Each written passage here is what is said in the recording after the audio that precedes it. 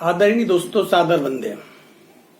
मैं Shankar Joshi as a principal Trilok Vidya Vihar उच्च माध्यमिक विद्यालय टोकर, एक प्रिंसिपल के नाते, एक निजी विद्यालय के प्रिंसिपल के नाते आपसे आज रूबरू हो रहा हूं। एक प्रकार से ये कहो कि पिछले कई महीनों से, इस कोरोना कालखंड के कई महीनों से एक डर था जो मन में कहीं न कहीं उमड़ रहा था, और इतने दिनों तक खामोशी के साथ उस दर्द को बर्दाश्त किया। पर मुझे लगता है कि यदि अब भी यदि नहीं भूला गया, यदि उस दर्द के बारे में यदि नहीं बताया गया, तो शायद मैं अपने आप को, अपने ज़मीर को कभी जवाब नहीं दे पाऊंगा। क्योंकि इस प्राइवेट स्कूलों में मुझे काम करते हुए लगभग 15 साल हो चुके हैं। 15 सालों से निजी विद्यालय में मैं as a teacher, as a principal मैं अपनी सेवाएं दे रहा हूं। आज मैं चूंकि इन 15 सालों से बहुत ही क्लोज जाके मैंने जो स्कूलों के संचालकों को, उसकी व्यवस्था को मैंने बहुत अंदर से देखा है, इसलिए आज मैं उनके दर्द को समझ पा रहा हूं। इस कोरोना में सभी अपने अपने हिसाब से लड़े, अपने अपने हिस्से का दर्द सबने बर्दाश्त किया। आप देखोगे कि सबके दर्द के, जिन लोगों ने इस दर्द को बर्दाश्त किया, उन सबके दर्द को एक अभिव्यक्ति मिली, किसी किसी प्लेटफॉर्म पे जगह मिली। मजदूर जो प्रवासी हो गए, करोड़ों मजदूर इधर से उधर वापस उनकी घर वापसी हुई, उनके दर्द को सभी जगह बताया गया। मीडिया चैनल सभी ने उसे मिर्च मसाला लगा के परोसा। दुकानें बंद रही तो व्यापारियों के दर्द को बताया गया। लोग अपने घरों में बंद हो गए, उस दर्द की अभिव्यक्ति भी सबके सामने हुई। अपने अपने हिस्से का वनवास सबने भोगा, और उस दर्द को अभिव्यक्त हमने भी किया, अपने स्तर पे जितना कर सके किया। अपने अपने घरों में हम लोग सब बंद रहे। पर पिछले कई महीनों से एक चीज सोशल साइट्स पे, इधर उधर अखबारों में बढ़ चढ़कर चीजें आ रही है। उस बहस को यदि देखते हैं और उस यदि सोशल प्लेटफॉर्म पर यदि खोलते हैं, तो कई बार मुझे ये लगता है कि सिर्फ कोरोना का एक इलाज है इस देश में कि 3 महीने की स्कूल की फीस माफ कर दो। प्राइवेट स्कूलों में जो बच्चे पढ़ रहे हैं, 3 महीने की उनकी स्कूल फीस माफ कर दो, तो शायद हर समस्या से हमें आजादी मिल जाएगी। जिस हिसाब से कुछ लोग एक कैंपेन चला रहे हैं, नो स्टडी नो फीस, उनके बारे में कुछ बोलना आज बहुत जरूरी है। मैं आपको बता दूं कि एक प्रकार से निजी स्कूल वालों को लुटेरे घोषित कर दिया गया है, अघोषित रूप से डकैत। अक्सर किसी किसी मौके पे आप कहते हैं, और आप लोगों से यदि कहते हो तो मैं ये भी नहीं कि उस बात का मैं विरोध करता हूं। आप अपनी जगह सही भी हो सकते हैं, पर कई बार सही चीजें भी गलत ढंग से देखते हैं और गलत चीजें भी हम सही ढंग से देखते हैं। आप देखिए कि वे तमाम स्कूलें जो किसी बड़े बड़े नेताओं की हैं, बड़े बड़े उद्योगपतियों की हैं, जिनकी फीस लाखों में है, हाँ, उनके बारे में कहा जा सकता है कि वो लूट सकते हैं। जहां लाखों की फीस है, नर्सरी के बच्चे की फीस भी 1.5 लाख रुपए जहां भरी जाती है, तो निसंदेह उसके बारे में आप कह सकते हैं। ऐसी कुल मिला के स्कूलें यदि इस प्रदेश में बात करें तो 5% स्कूलें होगी। अब बात रही 95% स्कूलें जो गांवों में चलती है, जो कस्बों में चलती है।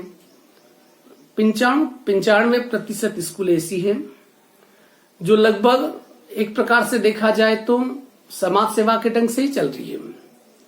और स्पेशली मैं आज फोकस करना चाहूंगा गांवों की स्कूलों के बारे में, क्योंकि दूर से हमें सब कुछ लगता है, बड़ी सी बिल्डिंग लगती है, खूबसूरत भवन लगता है, उसके अंदर बगीचा लगता है, उस कोई संचालक है, वो अपनी कार से आते हुए आपको दिखाई देते हैं। आपकी नजर में लगता है कि इन्होंने वाकई बहुत पैसा बना दिया।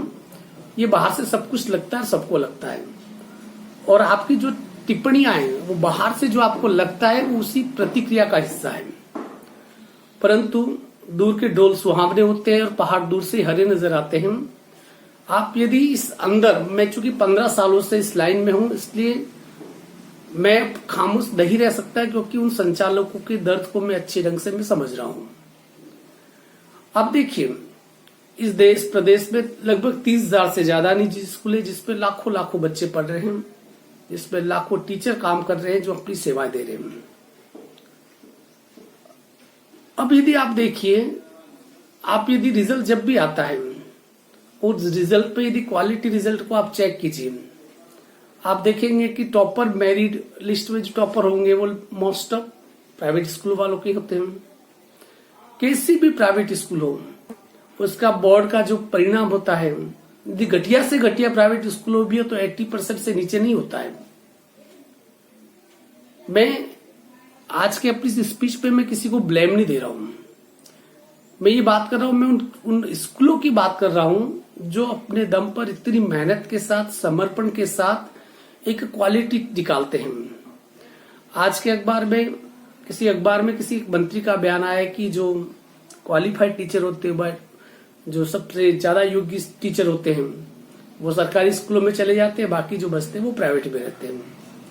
बात में दम तो है, बात उनकी सही भी है, पर उस मंत्री महोदय को मैं एक बात जरूर बता देना चाहता हूं कि जितने भी क्वालिफाइड टीचर जो गवर्नमेंट स्कूल में चले जाते हैं, एक प्रकार से कहीं न कहीं वो किसी प्राइवेट स्कूल का हिस्सा बनकर ही जाते हैं, क्योंकि जिस समय गवर्नमेंट में नौकरी ऐसे नहीं लगती है, बहुत संघर्ष करना पड़ता है, पर उस संघर्ष के दिनों का साथी यदि कोई न कोई प्राइवेट स्कूल वाला जरूर होता है, जहां पर उस प्राइवेट स्कूल ने उसे रोजगार दिया होता है, उसे निखारा होता है, और वहां से वो अपनी कर्मठता के साथ अपनी सेवा देने के बाद वो राजकीय सेवा में उसका चयन हो जाता है, और उससे हम सबसे ज्यादा खुशी तो हमें मिलती है।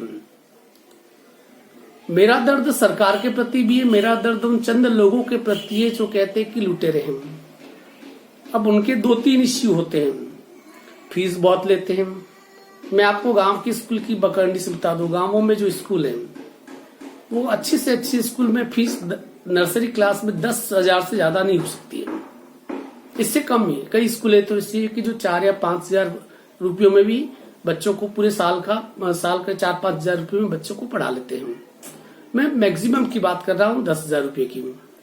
मसलन ये मानिए कि एक 2.5-3 साल के एक बच्चे को 6 घंटे के लिए वो जो स्कूल आता है, यदि देखा जाए तो उसका एक दिन का जो चार्ज होता है वो लगभग 30 रुपए के आसपास बैठता है।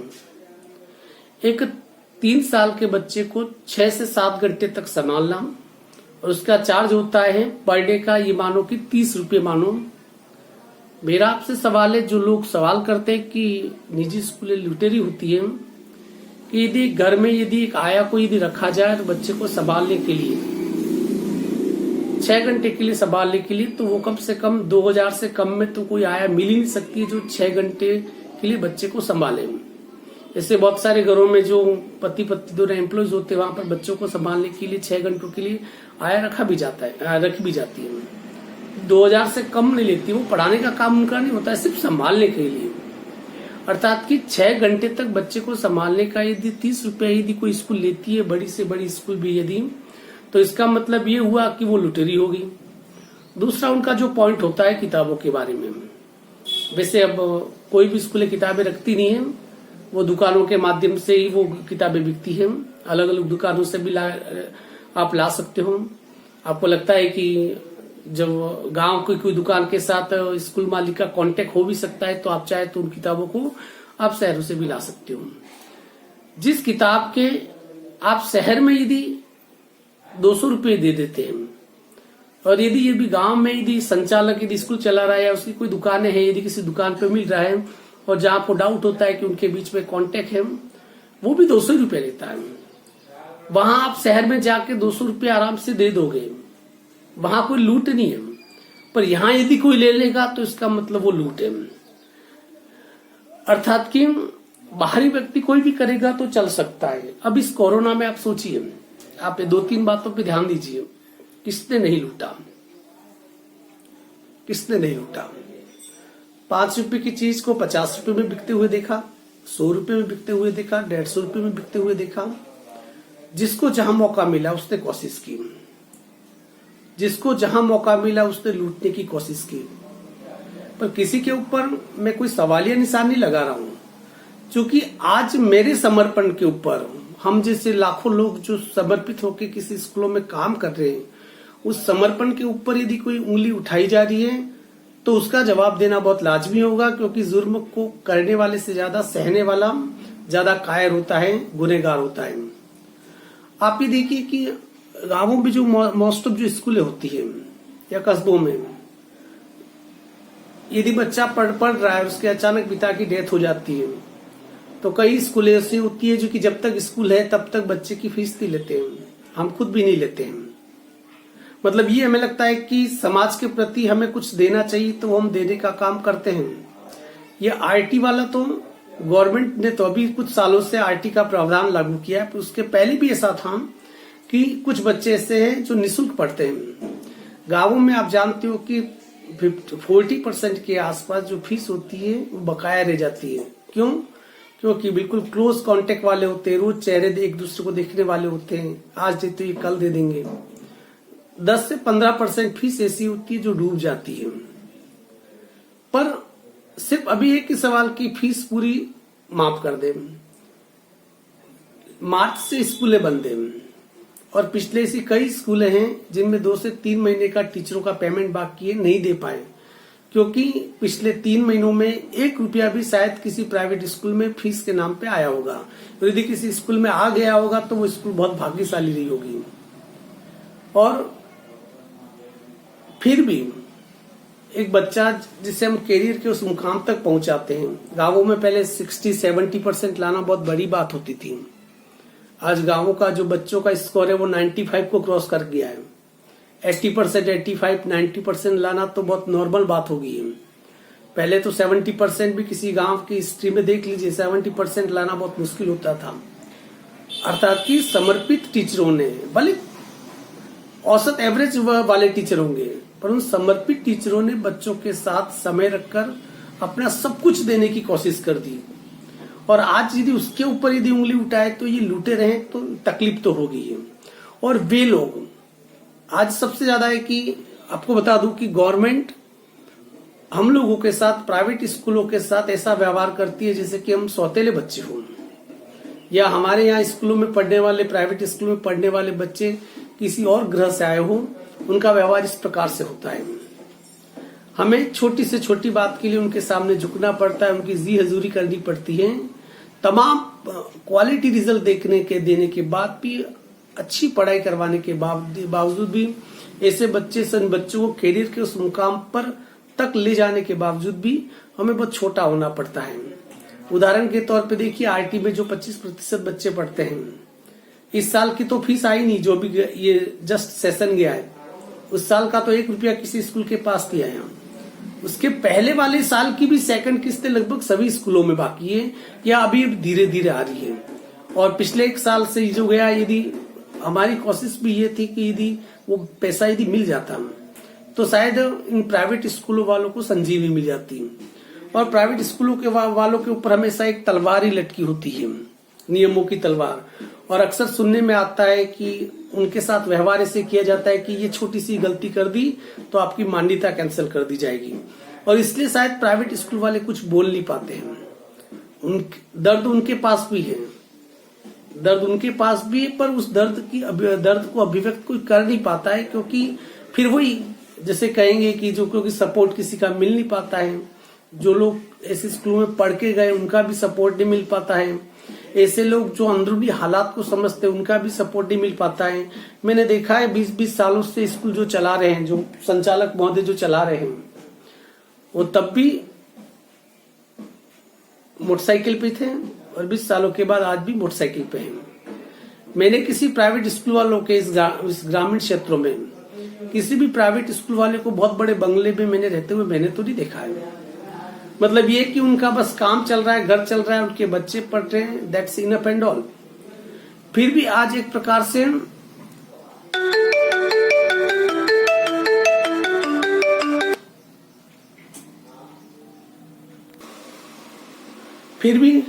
उन लोगों को कटघरे में खड़ा किया जाता है।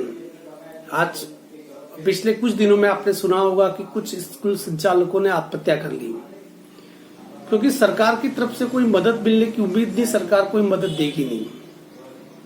दूसरी बात है, आप ये सोचिए कि बाय द वे थोड़ी देर के लिए मान लीजिए कि प्राइवेट स्कूल नहीं होती, ये 60 से 70 लाख बच्चे जो प्राइवेट स्कूलों में पढ़ रहे हैं, नहीं चलो सभी स्कूलें आज ही बंद हो जाएं, तो क्या सरकार के पास कोई ऐसी सुविधा है कि उन 60 से 70 लाख लोगों को वो एनवायरमेंट, वो पढ़ाई, वो टीचर क्या अवेलेबल सरकार करा सकती है क्या? मतलब ये कि हमने उनका काम आसान कर दिया, इसलिए हम एक प्रकार से गुनहगार हो गए। पेरेंट्स, जहां तक कि मैं पेरेंट्सों की बात करूं, जिन पेरेंट्सों की फीस 30 से 40 हजार रुपया बकाया है, और अक्सर वो कहते हैं कि हमारी 3 महीने की फीस माफ, वो ये नहीं देखता है कि उसका तो 40,000 पहले से बकाया है और उसे 3 महीने की फीस माफी चाहिए, जबकि उसके पैसों का कई साल से स्कूल को इंतजार रहता है। शायद इस मुश्किल वक्त में ऐसे बहुत सारे संचालक के जो ये सोच चुके कि अपनी स्कूलें बंद कर देंगे, पर मेरा मानना है कि नहीं। देखिए, स्कूलें बंद करने से या अपने आप मायूस होने से कुछ भी नहीं होगा। मेरा ये मानना है कि जब तक हम लोग हार नहीं मान लेते तब तक कोई हमें हरा नहीं सकता है। प्राइवेट स्कूल वाले, जितने प्राइवेट स्कूल है, इस गलाकार प्रतियोगिता में हम सब ने एक दूसरे के गले काटे हैं, हम सब ने एक दूसरे को काफी नुकसान पहुंचाया है। पर यदि इस वैश्विक महामारी के बाद की जो परिस्थितियां बनी हुई है, इस परिस्थितियों के बाद भी यदि हम एक नहीं हो पाते हैं, हम एक इसलिए नहीं हो रहे क्योंकि कोई गैर वाजिब मांगे हमें मनवानी है, हम एक इसलिए होना चाहते हैं ताकि हम जी सके, हम अपने अस्तित्व की लड़ाई लड़ सके। हम किसी का हक छीनना नहीं चाहते, परंतु जो हक हमारा है वो हमें मिलना ही चाहिए, और हमारे हक के लिए हम आवाज नहीं उठाएंगे तो कभी भी कोई भी भगवान ऐसा उतर के नहीं आएगा जो हमारे हक की आवाज उठा पाएगा। ज्यादा सीधा होना भी ठीक बात नहीं, क्योंकि जंगल में जो सबसे सीधा पेड़ होता है सबसे पहले उसे ही काटा जाता है। हमारा सीधापन शायद हमारे लिए आज गले की हड्डी बन चुका है, न तो निगलते बन रहा है न उगलते बन रहा है। इसलिए एक आज सोचने का समय है। देखिए, हम लोगों ने आज तक दूसरों को हिम्मत बढ़ाई है, हमने लोगों को मोटिवेट किया है, हमने ऐसे बहुत सारे ऐसे बच्चे जो जिंदगी से हार चुके थे उन्हें भी शिखर पर हमने ले जाने का काम किया है। शायद समाज प्राइवेट स्कूल के इस योगदान को कभी याद कर पाएगा या नहीं, मुझे इस बारे में संदेह है, क्योंकि ज्यादातर लोगों का मानना है कि तुमने तो पैसा दिया और हमने पढ़ाया नहीं। जो बच्चे हमारे पास पड़े हुए हैं वो बच्चे हमारे अपने होते हैं, उनका सुख, उनका दुख, उनका दर्द, उनकी हंसी, उनकी खुशी, सबके हम भागीदार होते हैं। और शायद इसी वजह से हम इन बच्चों के लिए, हम अपने बच्चों के कैरियर को भी एक प्रकार से उनके ऊपर हम प्रश्नवाचक लगा देते हैं। हम अपने बच्चों की, खुद के बच्चों की तरफ हम कभी ध्यान नहीं दे पाते हैं, क्योंकि हमारा समर्पण पूरा स्कूल के प्रति होता है। 12 से 13 घंटा हम जब समय देते हैं, बदले में हमें कोई पैसा नहीं चाहिए, बदले में हमें लाखों करोड़ों रुपया भी नहीं चाहिए, बदले में आप जो सम्मान देना चाहते हो नहीं वो भी नहीं दो तो चलेगा, पर इस कदर आप अपमान तो मत कीजिए। फेसबुक पे बहुत सारे मैंने ऐसे, मेरे जो दोस्त भी कहे जा सकते हैं, उनकी मैंने पोस्टें पढ़ी है मैंने, और उनकी पोस्टें कहती है जैसे कि बस हम तो लूटने के लिए बैठे हुए हैं। आप यदि प्राइवेट स्कूलों का जाके अभी उनका बैलेंस चेक कर दीजिए, उनका देख लीजिए, आप उनके खाते वगैरह आप जाओ तो फ्री हो। मेरी स्कूल में तो फ्री हो, आप आओ, जब आओ आप देख सकते हो। आप जरा देखना, उनका स्थिति ये है कि उनके ऊपर इतना कर्जा है। चलो मान लेते कि आप कह रहे हो कि 3 महीने की फीस माफ करते, चलो कर दे। स्कूल भवन का किराया वो कहां से आएगा, क्योंकि भवन मालिक माफ करेगा नहीं। जो स्कूल बसें हैं उनका इंश्योरेंस का 40 से 50 हजार इंश्योरेंस का होता है, वो भरना ही भरना है। इसके अलावा जितने भी बुनियादी सुविधाएं जो चल रही है उसका पैसा भरना ही है। टीचरों को जो वेतन है, जो पिछले 2 महीनों का वेतन है, वो टीचरों को देना ही है। आप सोच लीजिए, और इसमें भी हम ऐसा ये उपलब्धि कर रहे कि हम सरकार से पैसा मांग रहे हैं। हम ये कहते हैं कि जो पैसा है वो आए, जो पेरेंट्स यदि वो दे जाए ताकि नए सेशन और अच्छे ढंग से चालू हो सके। मतलब ये कि वो पैसा मांगना भी यदि आप कहते हो कि इसका मतलब कि वो लूटे, तो आप गलत फहमी में। देखिए, आपको बता दूं कि हमारा जो सेशन है, जो प्राइवेट स्कूलों का सेशन है, मार्च तक एंड हो जाता है। मतलब कि सभी स्कूलों में मार्च, जब लॉकडाउन हुआ था उसके पहले ही उनका सिलेबस कंप्लीट हो चुका था। उन्होंने रिवीजन करवाना शुरू कर दिया था, कई स्कूलों में तो रिवीजन भी हो चुका था, सिर्फ इनके लोकल एग्जाम होने बाकी थे। मतलब ये कि जो हमारी ड्यूटीज थी, पढ़ाने का काम जो था वो पूरा करके, कोर्स पूरा खत्म करके बैठे थे। सिर्फ कोरोना की वजह से एग्जाम नहीं हो पाए इसकी वजह से, क्योंकि यदि कोरोना नहीं भी होता, छुट्टियां नहीं भी होती, तो फिर वो एग्जाम होते और उसकी मार्कशीट वगैरह तैयार करते, वही करते, क्योंकि उसमें तो पढ़ाई वैसे भी चलती नहीं। परंतु फिर भी ये एक आवाज उठती है कि नहीं, 3 महीने की फीस माफ कर दी जाए। तो आप ये सोचिए कि संचालक जो भी होंगे वो कहां से पैसा लाएंगे ताकि नए सत्र में इस स्कूल को प्रारंभ की जा सके। इसलिए कभी कोई भी आरोप लगाने के पहले एक बार जरूर स्कूल संचालकों से आप मिल लो, उनके दर्द को, क्योंकि आप सोशल साइट पे दूर दूर रह के काफी कुछ बोल सकते हो, पर आप फेस टू फेस सामने जाके उनसे एक बार बात कर दीजिए तो शायद आपको पूरी हकीकत पता चल जाएगी। क्योंकि जो आपको नंगी आंखों से दिख रहा है वो पूरा सच नहीं है। पूरा सच आप स्कूलों में जाओगे तो आपको पता चल जाएगा कि आज यदि सबसे ज्यादा नुकसान यदि कोरोना में किसी को हुआ तो प्राइवेट स्कूल वालों को हुआ है। पिछले 4 महीने से स्कूलें बंद है, सब टीचर बैठे हुए, सब अपनी अपनी जगह बैठे हुए, एक प्रकार से उनका जीवन थम सा गया है। उनकी जिंदगी में जो निराशा है वो एक प्रकार से घर कर चुकी है, परंतु कभी भी किसी ने उनके लिए आवाज उठाने की कोशिश नहीं की है। सबके लिए सरकार ने फ्री कर दिया, ये वो सब कर दिया, पर जो स्कूलों के हक का पैसा था आईटी का, वो भी 1 साल का जो दे देते थे, शायद सभी स्कूलों को संजीवनी मिल जाती, शायद एक उन्हें जीवन मिल जाता। परंतु यहाँ पर भी कोई आवाज उठाने वाला नहीं है। न तो कभी किसी जनप्रतिनिधि ने आवाज उठाई, न किसी नेता ने, किसी मंत्री ने, न जो संस्था है, सामाजिक संस्था है, उन्होंने, किसी ने भी इसके बारे में आवाज उठाने की कोशिश नहीं की। इसलिए ये सिर्फ मेरा अपना दर्द नहीं है, ये दर्द मेरे जैसे तमाम लोगों का है। मैं तो एक ऐसे प्रिंसिपल हूं, मैं उस दर्द को मैं भुगत रहा हूं, मैं महसूस कर रहा हूं, तो उन संचालकों के ऊपर क्या बीतती होगी जिनके सामने जिंदगी एक अंधेरी रात की तरह आ गई है। आप उनके दर्द को आप समझने की आप कोशिश करेंगे, क्योंकि कोरोना आज है कल नहीं रहेगा, जीवन फिर से शुरू हो जाएगा। रातें भले कितनी भी लंबी सही, पर उजाला तो फिर भी होगा। फिर स्कूलों में टन टन की घंटी बजेगी, फिर स्कूलों के कमरे उन बच्चों से महक उठे होंगे, फिर वो एक प्रकार से जो बगीचा खिलता है, उपवन खिलता है, इस प्रकार से हर स्कूल अपने आप पे फिर खिल जाएगी। पर ये बहुत बुरे दिन है। ये दिन हम एक दूसरे को जो ढांढस बजाते हैं, एक दूसरे को धैर्य बनाने के दिन है। और किसी से भी हम ये नहीं कि किसी पेरेंट्स से ये नहीं कि आप हमें एक्स्ट्रा पैसा दे दो, ऐसा कुछ नहीं, जो है वो दे दो, इससे ज्यादा हम डिमांड हम करते भी नहीं है।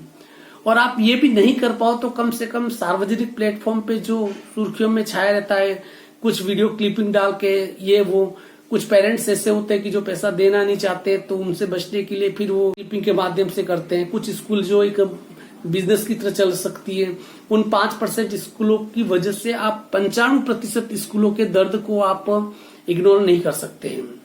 इसलिए अगली बार कुछ भी कहने के पहले आप ये देख लीजिए कि वो लाखों टीचर जो प्राइवेट स्कूलों में काम कर रहे हैं उनके ऊपर क्या बीतती होगी। वो संचालक जिन्होंने अपनी पूरी जिंदगी स्कूल बनाने में इनमें लगा दी, उनकी हर ईंट में, हर पत्थर में उनका खून लगा हुआ है, उनके ऊपर क्या गुजरती होगी। और सबसे बड़ी बात, प्राइवेट स्कूलों के सभी संचालक बंधुओं से बहुत हो चुका, अब एक हो जाओ, क्योंकि अलग अलग लकड़ी को तो कोई भी तोड़ सकता है, पर लकड़ी का जो बंडल होता है उसे तोड़ना इतना आसान नहीं होगा। दब के मत रहो, हमने कोई गुनाह नहीं किया है, हमने बच्चों को पढ़ाया है, बेस्ट से बेस्ट क्वालिटी रिजल्ट हमने दिए हैं। हाँ, भले हमने पैसा लेके पढ़ाया है, परंतु जितना पैसा लिया है उसके मुकाबले में हमने ज्यादा दिया है। इसलिए हम यदि किसी के प्रति आभारी है तो हमारे पेरेंट्स के प्रति होने चाहिए, हमारे बच्चों के प्रति होने चाहिए, न कि किसी गवर्नमेंट के प्रति। इसलिए हमें दबने की जरूरत नहीं है। हम नियम से काम करते हैं, रूल्स एंड रेगुलेशन से चलते हैं, तो कोई भी अथॉरिटी हमें डरा धमका नहीं सकती है। और फिर भी कोई अथॉरिटी यदि ऐसा करती है तो सभी स्कूलों को साथ मिलकर उसका साथ देना चाहिए। क्योंकि हम लोगों की एक आदत जो पड़ी हुई है वो सिर्फ ये पड़ी हुई है कि कोई एक व्यक्ति, एक स्कूल के ऊपर कोई विपत्ति आ जाती है तो बाकी उसकी जो कॉम्पिटिटिव स्कूल है वो दूर से सिर्फ नाटक देखा करती है, वो मजे लेते हैं।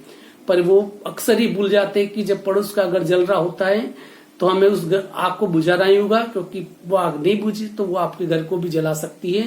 और ये आज नहीं तो कल ऐसा जरूर होगा। उम्मीद करता हूं आप सभी प्राइवेट स्कूलों के संचालक इस बात पे आप ध्यान देंगे, आप इस बात को समझेंगे, तमाम वो पेरेंट्स इस बात को समझेंगे, हमारे उस दर्द को, हमारी उस पीड़ा को जो हम पिछले 4 महीनों से महसूस कर रहे हैं, उस पीड़ा को आप समझने की कोशिश करेंगे। अभी भी उम्मीद दिलाता हूं, हम हारे नहीं, हम निराश नहीं हुए हैं। हम अभी भी कहते हैं कि एक सवेरा होगा, रातें लंबी हो सकती है, सूर्य को उगना ही होगा और उसे कोई टाल नहीं सकता है। और उस अच्छी सुबह का इंतजार हमें भी रहेगा, हमारे पास पढ़ने वाले बच्चों को भी रहेगा। सभी बच्चों को हम भी मिस करते हैं, वो भी हमें मिस करते हैं, क्योंकि इतना समय 4 महीने हम कभी बच्चों से दूर रहे नहीं। उम्मीद करता हूं कि सब अपनी जगह सही होंगे और कोरोना खत्म होने का इंतजार कर रहे हैं और जल्दी ये खत्म भी हो जाएगा। फिर से वही हम शुरुआत करेंगे, जहां हमने इसे खत्म किया था वहीं से हम इसे शुरुआत करेंगे। निराश होने की जरूरत नहीं है, क्योंकि घोर अंधकार बीत चुका है, बस सुबह की रोशनी की कुछ किरणें फूटने वाली हैं। इसलिए थोड़ा देरी और सब्र और साहस और जो मन से जीत गया उसे कोई हरा नहीं सकता है। धन्यवाद। जय हिंद, जय भारत।